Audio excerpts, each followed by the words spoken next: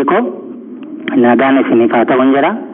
Egaa guyyaa har'aa kana qabiyyee madaalli ga'umsa ogummaaf isin qopheessu haala bareedaa ta'een qabadhee isin dhiyaadheera jechuudha. Gaaffiiwwan 26 deebii wajjin ani qabadhee dhiyaadhe haala gaariitiin yoo hordoftan madaalli ga'umsa ogummaa HNS level 4 ni milkooftuu jechuudha. Egaa gaaffiiwwan 26 qofa miti kan jirani massaadhaan yookiin immoo kutaadhaan qoodee isiniif hojjechuu yaaleeni sababa yerootiif jechuudha. Kana duras gaaffiiwwan hedduu yuutuubii kana dudduuba deebitanii yoo ilaaltan gaaffiiwwan 1 hanga 80 gaaffiiwwan 1 hanga 26 gaaffiiwwan 27 hanga 76 fi gaaffiiwwan garaagaraa madaalli ga'umsa ogummaa fakkaatan madaalli ga'umsa ogummaa guutummaa guututti of keessaa qaban isiniif hojjedheen jira jechuudha. Sana yoo ilaaltan haala gaariidha yoo dubbiftan yoo dhaggeeffattan ni milkooftu jechuudha. Kanneen madaalli ga'umsa ogummaadhaaf qophooftan jechuudha. Kaaniif immoo beekumsa isinii ta'a. Kanneen exit exaamii qoramtanis akkuma sanaati isin gargaara waan ta'eef madaalliin kun bara 2018 keessa gara jalqabaa kan kenname kolleejjiiwwan iddoo garaagaraati san jechuudha. Akka isin milkooftan abdiin qabachuudha. Egaa gaaffii kuwaasumaan jalqabuuf gaaffii tokkoffaan kun akkuma argitan kanan jira tokko qabee hanga 10tti kan jiru ibsa gabaabaa of jalaan qabu gaaffii 10 irraa qabee garuu kun bifa amma argitan kanaani deebii yoo jiraate jalatti ibsi gaggabaabaan jira ibsa gaggabaabaa kana yuutuubii kana dhaabtanii gaaffiin filadhuu eerra jiru biirra jiru maal jedha sirra jiru maal jedha diirra jiru immoo maal jedha kan jedhu yoo ilaaltan yoo dubbiftan ni hubattu jechuudha. Haala gaariin hubattu jechuudha. Egaa asumaan gaaffii tokkoffaa nan eegala jechuudha. Gaaffii tokkoffaan akkas jedha. MAC address is also called media access control jetti isheen kun maal jedhamtee beekamti? A logical address, B physical address, C destination address, D source address. MAC address is also called physical address jennee waamna jechuudha. MAC addressin kun gaa laayerii lammaffaa irratti yookiin immoo daataa linkii laayerii irratti kan argamu. Daataa linkii laayerii MAC addressii LLC qaba jechuudha. Fireemii jedhamee waamama. Fireemiin kun physical addressiidha yookiin MAC addressii LLC addressii yookiin logical linkii of jalaa qabaa jechuudha. Kanaaf deebiin duudhaa jechuudha. Gaaffii inni lammaffaan the most basic and comprehensive backup method where all data is sent to another location is called. Egaa data backup kan ta'e most basic kan ta'e comprehensive dhammooti jedha. Eenyudhaadha. Backup yeroo goonu backup is extra copy of data jenna. All data is sent to another location. Location tokkorraa location kabiraatti tooftaattiin data keenya kaayennudha backupini. Inni sunis immoo full backup jechuudha. Full backupin most basicidha, comprehensiveidha. All dataadha jechuudha. All dataadha waan ta'eef biitaa jechuudha deebisanii. Gaaffii sadeeffaan what is a software program that tells you search and see material resource on the internet? Software programii ta'e materialaaf resource garaagaraa internet irraa search godhachuudhaaf kan nu gargaaru eenyudhaadha? Serverii jedha. Serveriin programii miti, software miti. Websiteedha. Websitein programii miti, software miti. Browserii jedha. Heyyee browseriin softwareedha. Microsoft Word jedha. Microsoft Word immoo application software jalatti argama qofaasaa software ta'uu baatu ta'uu isaa applicationidha yoo jennu yookiin softwareidha yoo jennu garuu intarneetii sarchii gochuu resource materiaalii online irra sarchii gochuu nu gargaaru. Kanaaf deebii gaariin browserii kanneen akka Mozilla, kanneen akka Firefox, kanneen akka Chidoti, kanneen akka Microsoft Edge fi kanneen mobaayilii keenya irratti gargaaramnu Chrome faatu maalidha? Browseridha jechuudha. Kanaaf deebii gaariin siidha jechuudha. Gaaffiin inni sadaffaan what layer is the TCP/IP stack is equivalent to the transport layer of the OC model jedha. Layer TCP/IP stack ite equivalent to transport layer kan ta'e OC model transport layer kan jennu OC model keessatti isa arfeeffaa irratti argamudha transport layer. Isaan kanaaf equivalent kan ta'e TCP/IP host to host jechuudha. Host to host is transport layer jenna jechuudha. Network access miti, internet miti, application miti, host to host kan gargaaru transport layer. Gaaffiin inni arfeeffaan which of the following layer is in the present in the TCP/IP module but is included in the OC model. OC model keessatti argama. Garuu layer presenting godhu maal TCP/IP presenting godhu. A network layer, B transport layer, C session layer, D application layer. Session layer jechuudha. Session layerin layeroota jiran keessaa layerii meeqaffaa irratti argama? Shanaffaa irratti argama. Garuu OC model keessatti argama jechuudha. Garuu TCP/IP presentii hin godhu jechuudha warri kaan ni jaayisu. Gaaffiin inni qabraan ping is a TCP/IP network utility that send the network packet to specific IP address to determine whether they are accessible. At what layer of the OC model does the utility network work?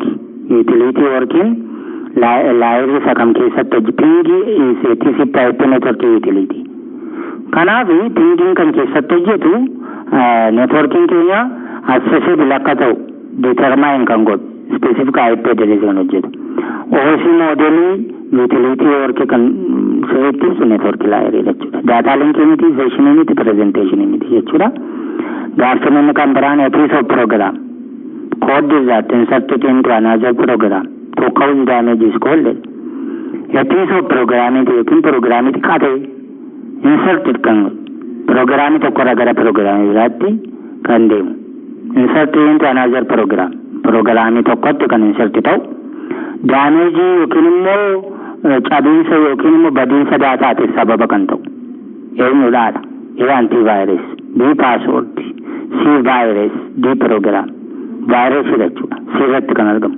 Virusiin proogiraamiin daamejii akka ta'uuf sababa kan ta'u kan walooru keessumaa karaa intarneetii fi karaa filashiitiin kompiitara keenyarraa gara kompiitaraatti darbuudhaan daamejii kan godhu jechuudha. Proogiraamii daamejii godha, faayilii daamejii godha jechuudha. A piece of program inni waamne jechuudha. Gaaffiin ittaanu the port that support more devices to connect to into can be. Portiin dudduuba kompiitaraatiin argaman serial portii, USB portii, ED, CSC, SCI warra jennu kana keessaati.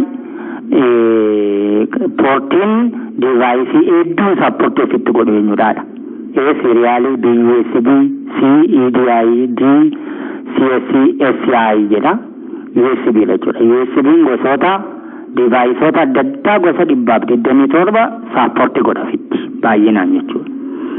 Data rate transmitting isaas cimaadha. Yeroo har'aa kana filatamoo kan ta'an HDMI fi USB jechuudha. Data rate transmitting keessatti filatamoodha.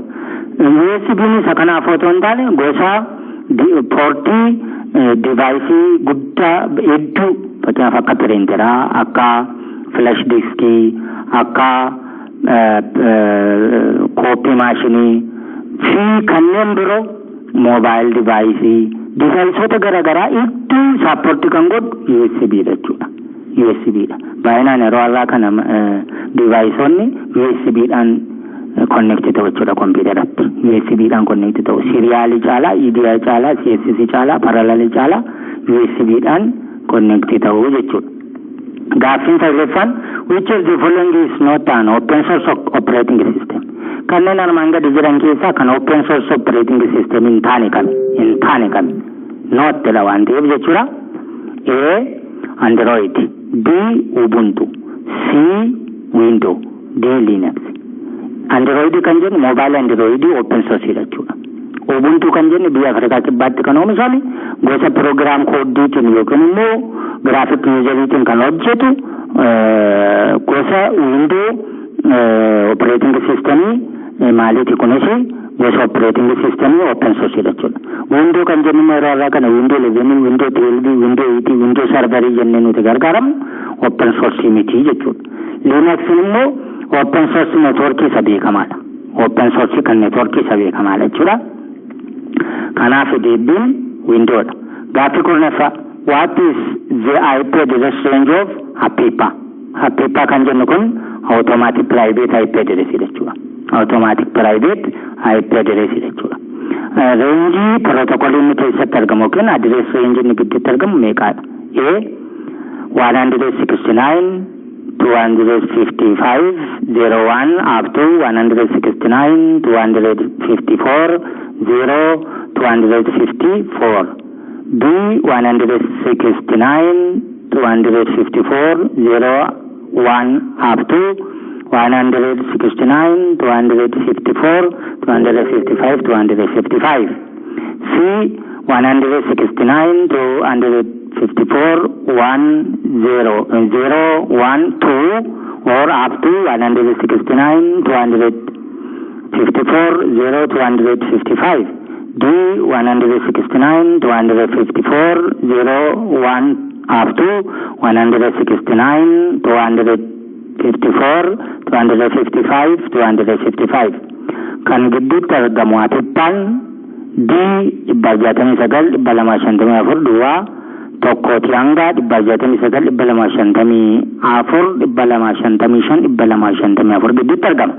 69.254 koomeen eeguu ta'u 255 maaliif zeeroodhaa qabee hanga 255 tokko qabee hanga 254 kan argamu HAPIPA address rangeedha jechuudha. Kanaaf deebii gaariin B ta'a jechuudha.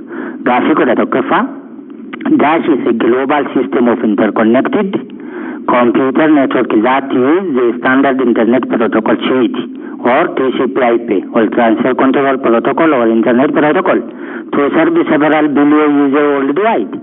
A. Signal. B. Modem. C. Internet. D. Telephone.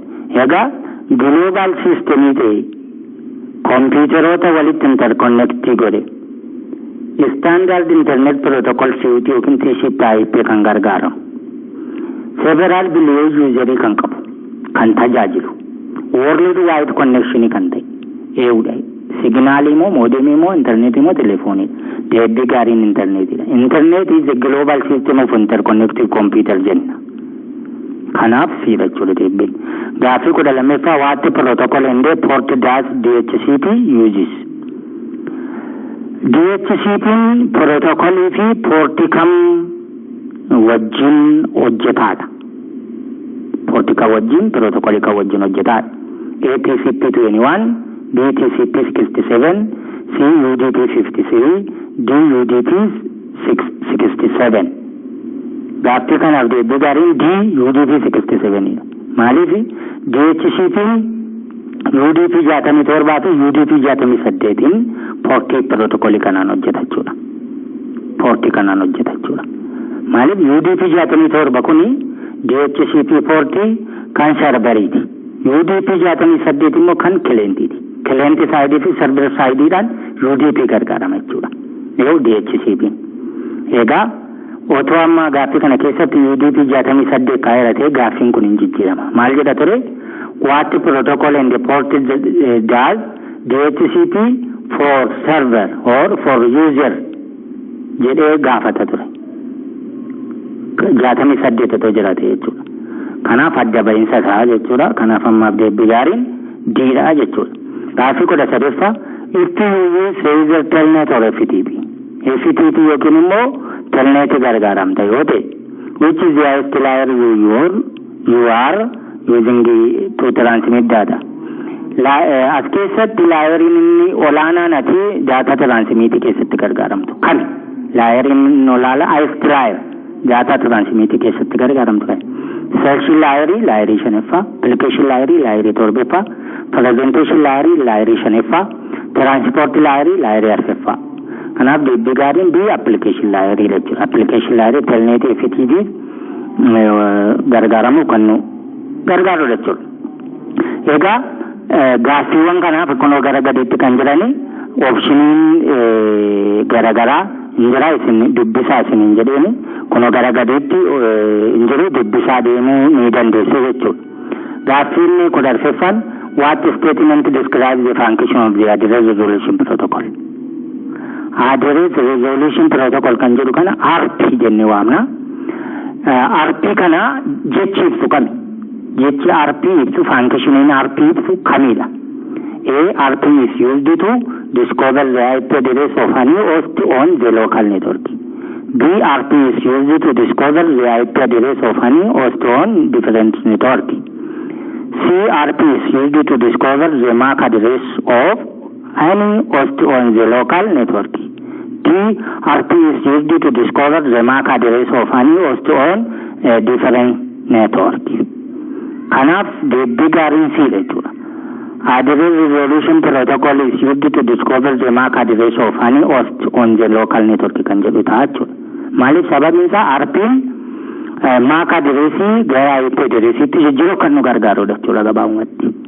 MAC addressii gara IP addressiitti jijjiiruu kan nu gargaaru innidha RP'dha jechuudha. Garuu waa'ee RP kan ibsu MAC address of any host on the local network isii ta'a jechuudha. Gaaffii 15ffaa a college student logs into a college computer for the first time. Barattoonni kolleejjii keessa jiran yookiin leenjifamtoonni kolleejjii keessa jirani kompiitara kolleejjii sana keessa jiru yeroo jalqabaatiif seenu log godhu. Kanaaf which security policy category should be presented to the student?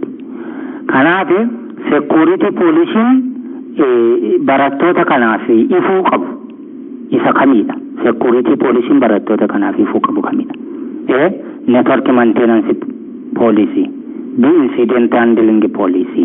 C. Acceptable use policy. D.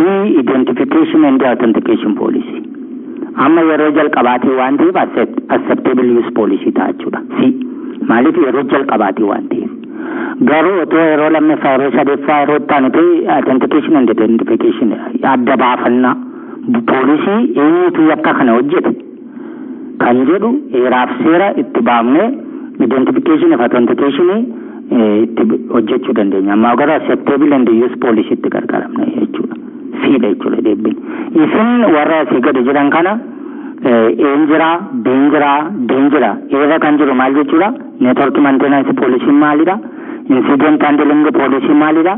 Identification and authentication policy maalidha kan jedhu opshiniiwwan garagaraa jiru dubbisaa. Viidiyoo kana dhaabaati dubbisaatii hubadhaa. Gaaffii 16ffaa blank is the authentication or security server that valid user for logging on and accessing the network. A. Member server. B. Domain controller. C. File server. D. Standalone server. Egaa authentication security kan validate userin akka validate ta'u kan godhu. Logging and accessible network log gochuuf access gochuuf kan nu gargaaru. Serverii 2008 irratti warri ilaaltanii beektan yoo jiraattan domain controlleriin keenya maal godha activate godha validate godha domainii keenya. IP addressiin keenya sirrii miti taanaan valid jenna. Valid eegguu jennu sirrii miti qayyinatti ibsa jechuudha. Validate kan godhu eenyudha domain controllerii jechuudha. Domain controller server computer that authenticate and validate user access on a network jedhameetu itti kennama kanaaf jechuudha. Gaaffii 17ffaa Wi-Fi is a type of dash. Wi-Fi gosa maaliiti? A. Wireless WAN yookiin immoo wireless wide area networkiiti. B. Wireless MAN yookiin immoo wireless metropolitan area networkiiti. C. Wireless PAN yookiin wireless personal area networkiiti. D. Wireless LAN yookiin wireless local area networkiiti. Wi-Fi'n type B wireless local area networkiiti jechuudha. Deebiin D. Maaliifi Wi-Fi yeroo gargaaramnu meetira 2-3 gaafa Wi-Fi sanarraa sinnu connection keessaa baana. Local area kanaaf jenna jechuudha. Local areaadha. Maaliif access pointidhaan hoogganama. Global yaa hojjetu malee access pointidhaan hoogganama. Kanaaf wirelessin LANidha jechuudha. Kanaaf isin wireless WAN maalidha? Wireless MAN maalidha? Wireless PAN maalidha kan jedhu immoo isin dubbisaa qayyabataa deema viidiyoo kana dhaabaati. Gaaffiin itti aanu gaaffii 18ffaa which of the following marketing tasks can channel intermediate carry out? Channelin nuti marketing keessatti yookiin maalidha kan jedhu market task keessatti kan ittiin beeknu channelin ittiin beeksisuuf gargaaru maaliifidha? A. Selling product, B. Recruiting worker, C. Training employee, D. Monitoring union activity. Kanaaf channelii marketing keessatti itti gargaaramnu carry out kan goonu selling product beeksisuuf. Hojjetoota qaxaruu miti, hojjetootaaf leenjii kennuu miti, union activity hoogganuu miti. Oomisha keenya gurgurachuudhaaf gara channeliitti dhufnee marketii keenya beeksifannachuudha.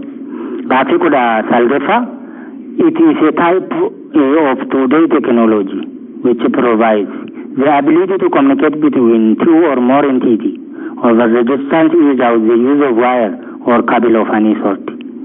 Technology guyyaa irraa kana ta'e dandeettii maashinoonni lama yookiin entitii lama wajjin haasa'uudhaaf kan nu dandeessisiisu.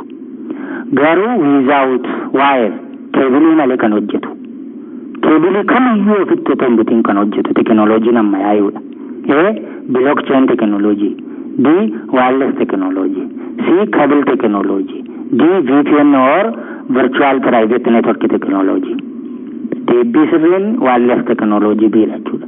Maaliif wireless technology Wi-Fi, Bluetooth, cellular network yookiin cellular network kan jennu data transmit kan godhu, voice transmit kan godhu, video transmit kan godhu, electromagneticdhaan kan hojjetu, radio waveedhaan microwaveedhaan kan hojjetu waan ta'eef keebiliin barbaadu.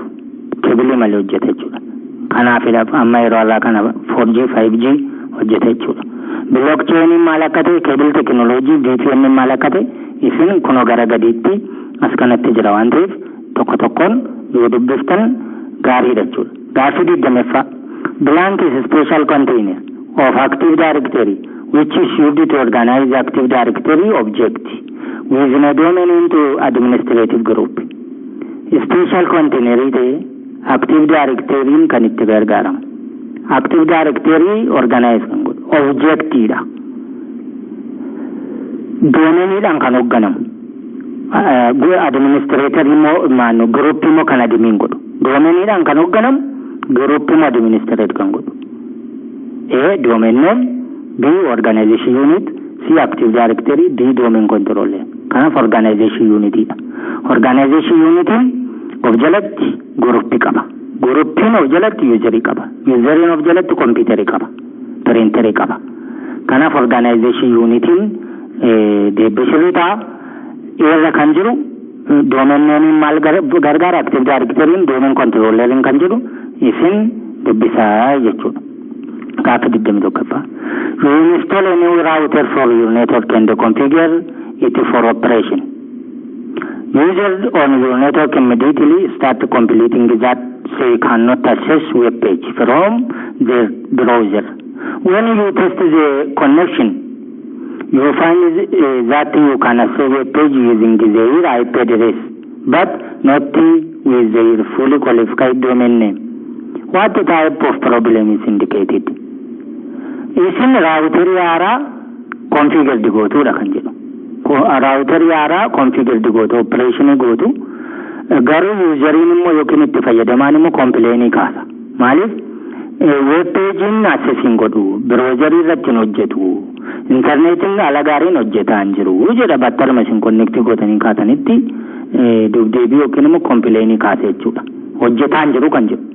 Browserin hojjetaa hin jiru.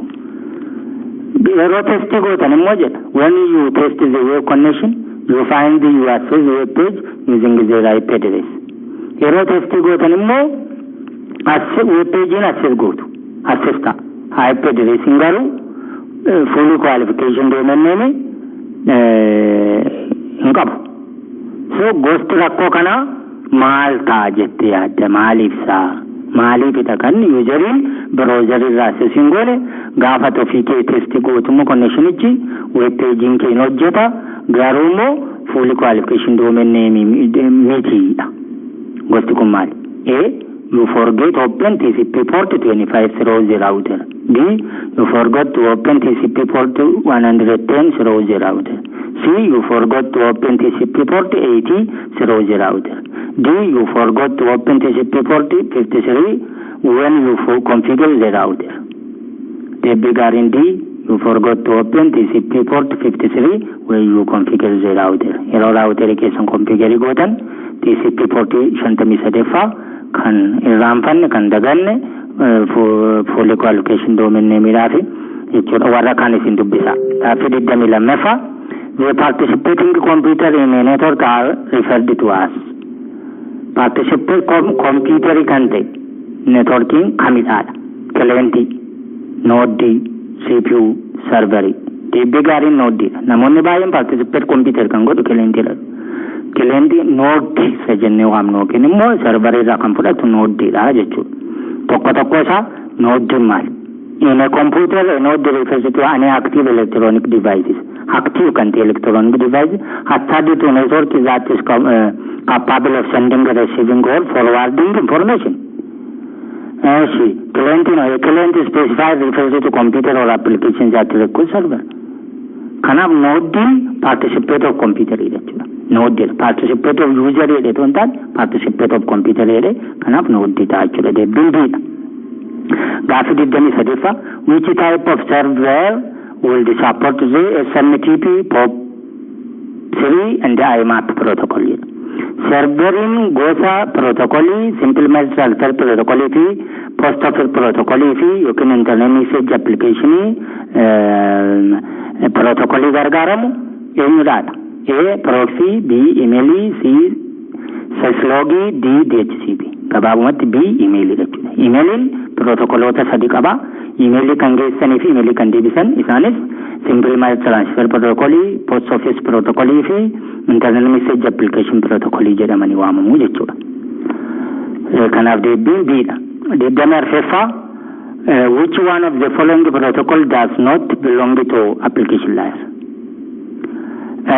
gosoota protocol asii gadi jiran keessa kan application layer irratti hin argamne isa kam A HTTP B ICMP C SMTP D FTP hypertext transfer protocol kan jennu application layer dha internet control message protocol kan jennu immoo application layer irratti hin argamu simple message transfer protocol kan jennu application layer irratti hin argama protocol application layer file transfer protocol kan jennu immoo protocoliin kun application layer irratti argama garuu IC yookiin immoo internet control message protocol kan jennu kun immoo does not belong to the application layer instead it operates as the network layer layer sadeeffaa irratti kan argamu malee eenyu ICMP layer sadeeffaa irratti argama malee application layer torbeeffaa irratti hin argamu jechuudha application layer torbeeffaa network layer sadeeffaa kanaaf internet control message protocol layer sadeeffaa irratti argama malee layer torbeeffaa irratti hin argamu jechuudha gaafi 25ffaa the disruption or issue that occurs within computer network resulting in the loss or degradation of a network connectivity communication or performance is known as the disruption kan ta'e hudhama daataaf sababa kan ta'u computer network keessatti resulting daataan network connectivity immoo loss kan ta'u degradation jiraachuusaaf communication performance kun maal jedhamaadha network up B network failure C network downtime D network freeze network failure jenne waamna malee connectivity hin jiru disruption ta'eera computer degradate ta'eera yookiin loss ta'eera gadi bu'eera connection network failure jenne waamna gosti communication performance kun naawunas network failure networking hin jiru badeera networking kufeera jennaa jechuudha warra kan isin network failure maal jedha network up maal jedha network downtime maal jedha network freeze maal jedha kan jedhu isin dubbisa gaafi 26 fi saduma identifies the liar which is responsible for data translating. Liarin asiga dijiran keessa itti gaafatamummaa data daddabarsuu yookiin immoo data translate gochuudhaaf kan gargaaru eenyudha? Data link, D application, C network, D present. Gaaffii keenya har'a gaaffii 26 sumarratti xumurra baay'ee galatoomaan isiniin jira. Egaa gaaffiiwwan kana hiriyoota keessaniif qooda dubbisa madaalli ga'umsa ogummaa ni milkooftu yoo dubbiftan haala gaariidhaan kun madaalli ga'umsa ogummaadha guutummaa guutuutti qabiyyee lammeeffaasaa gaaffii 27 qabee ni dhiyaadha. Piraaktikaalii irratti teewoorii irratti dogoggorri yoo jiraate koomentii keessaniin gara gadiitti nu kaayaa isiniin jenna. Itti aanee maaltu hojjetamu akka qabullee maaltu bal'inaan akkasiin barbaachisu yaada keessan koomentii keessa yoo nu keessan isin galateeffannaa jechuudha. Egaa yuutuubii kana hiriyoota keessan kolleejjii garaagaraa bakka garaagaraa jiran ogummaa kana ilaallatuuf sheerii gochuun dhiisinaa irraa baratanii ilaalanii irraa waa baay'ee baru jedhee yaada waan nan ta'eef baay'ee galatooma. Saadhaa guyyaa har'aaf asumarratti nu